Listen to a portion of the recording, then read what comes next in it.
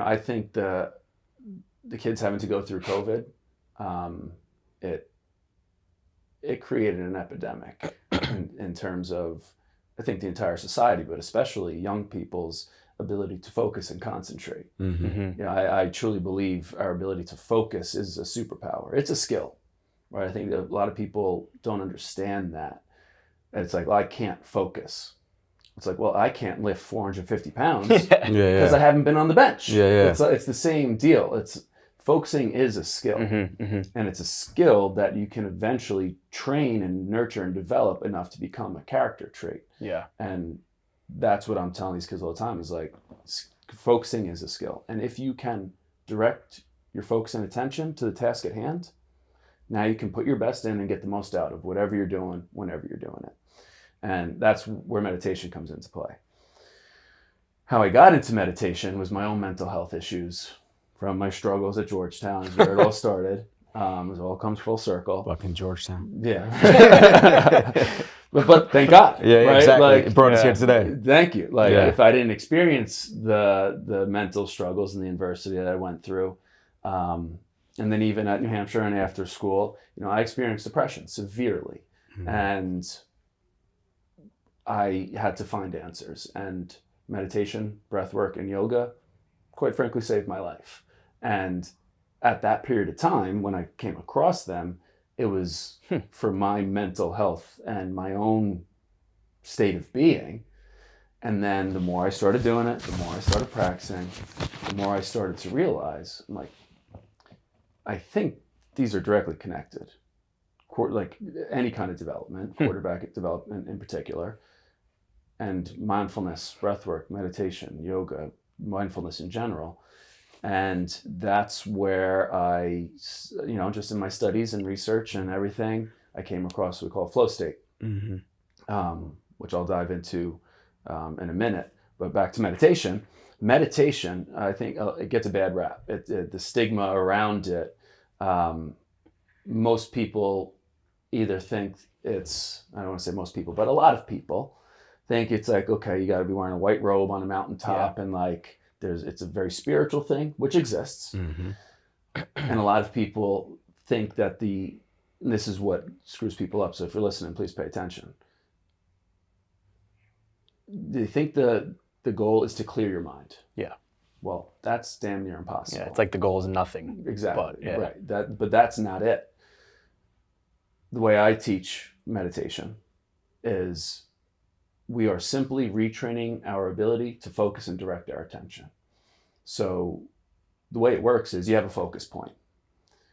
So meditation is the practice of focusing, directing your focus. Focus point, most often the breath. But you can do something visual. You can do a candle. You can walk and count your steps. If you can focus on it, you can meditate on it. But say we're sitting down, focusing on our breath. So we have our focus point. Now, every time we notice our mind become active, the goal is to simply notice, redirect our focus back to our breath. And every time we do, the way I teach to the kids that makes sense to them, every time you notice and come back, that's a rep. That's a rep that's making your ability to direct your focus and attention a little bit stronger. Yeah. And that's the practice. So like a lot of people think, well, I can't do it. I sit down, my mind goes crazy, and like I can't clear my mind, I can't meditate. So when the mind is more overactive, I say, good, you got a lot of reps today. Like, that's a good practice. So that's where meditation comes into play, is for the kids to be able to focus. And the kids that have bought into it, there's not as many as I'd hope at the moment, but I'm working on things to grow that. But the ones that have, man, I have no other way to say it. They have a glow about them. They have a presence about them, how they show up and how they just are as kids. And I know that this is a big part of their life. Obviously, yes, how they practice and work out and train and play and the quarterback thing. It's like, yeah, they're friggin' rocking all that. But just how their state of being, they're experiencing life much more fully than I see a lot of their counterparts, because they're here. Yeah. So that's how kind of meditation and quarterbacking and focusing, it all kind of comes together. But what I think makes the most sense of it is what we call flow state. So anyone who's ever played sports or anything really. If you've ever been in the zone, that's what flow state is. And flow state is defined as a state of consciousness that's defined by being completely present, focused, confident, and relaxed, fully immersed in the task at hand, where you feel your best and perform your best. So that's where, and it's your optimal state of being, right? Where you can do no wrong. It's like everything is moving in slow motion. You're confident, you're decisive, where you're operating at your highest capacity. So my belief is that we can learn to structure and organize our lives to prepare for, access, and recover from flow daily. And we can live in this state of being, whether we're sitting here on a podcast, or I'm doing homework, or I'm in quarterback training, or I'm lifting. Flow is accessible to us. Now, here's where I was saying the epidemic of COVID and the kids and their focus and their attention. The definition of flow state is present, focused. Those are the first two words. Well, the technology completely destroys presence and focus. Like, look at, you go out to dinner and people are on their phones. People are driving down the highway on their phones. It's like, holy, Yeah. So we, I think, as a society, are currently at the lowest caliber of presence and focus.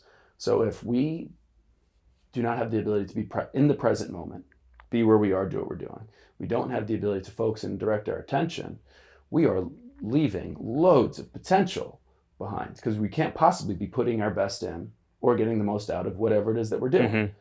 And if you just want to be great at something, you got to do one thing at a time, over and over and over again, the best you possibly can. And that's what kids are struggling with, is their ability to focus, direct their attention, and be fully here.